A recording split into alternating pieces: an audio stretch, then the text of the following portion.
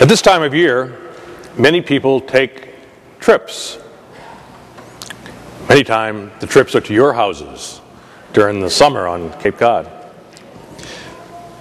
In the gospel today, we have Jesus beginning a trip or a journey.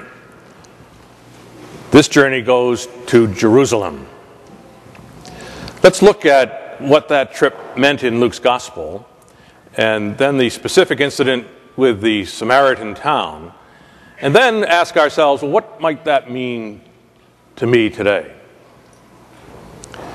Beginning in the 9th chapter of Luke, Jesus begins this journey to Jerusalem.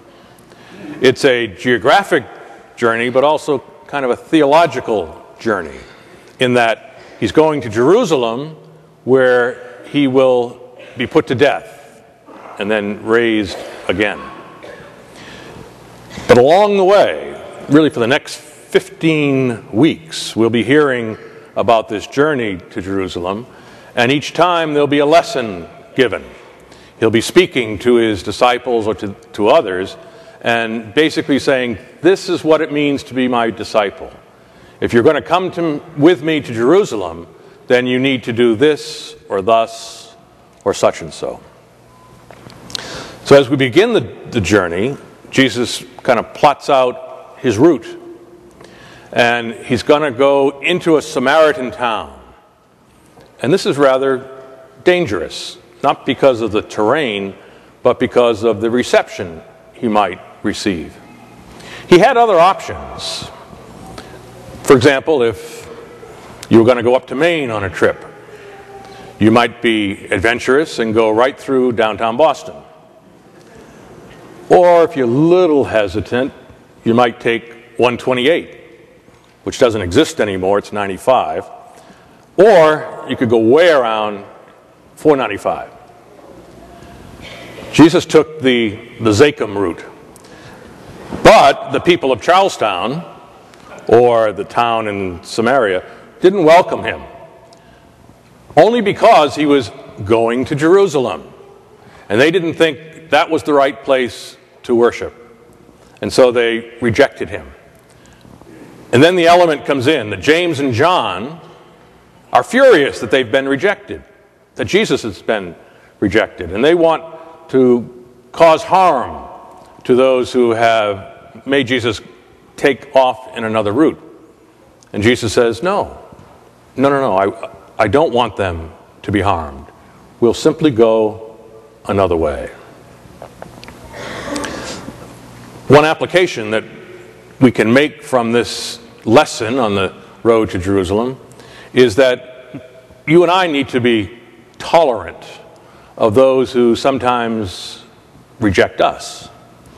It might be a friend who has kind of fallen off the map, that no longer contacts us. Or if we do make contact, they don't reciprocate.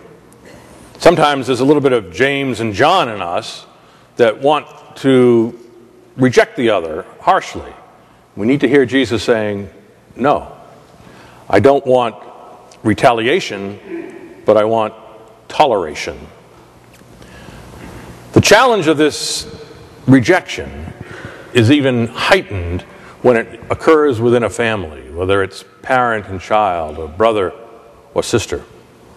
There are strong feelings that come up, and maybe understandably justified feelings. But what Jesus seems to be telling us is that we can't simply allow feelings to determine our decisions or our direction. That there have to be other things that are incorporated. Our convictions, our values, our faith, our beliefs. This lesson that Jesus is trying to teach his disciples 2,000 years ago and trying to teach you and me this morning. That we need to try to reach out in love to those who have rejected us. Doesn't mean that it's going to cause a reconciliation. It just means that the onus is not on me, but on the other who continues the rejection.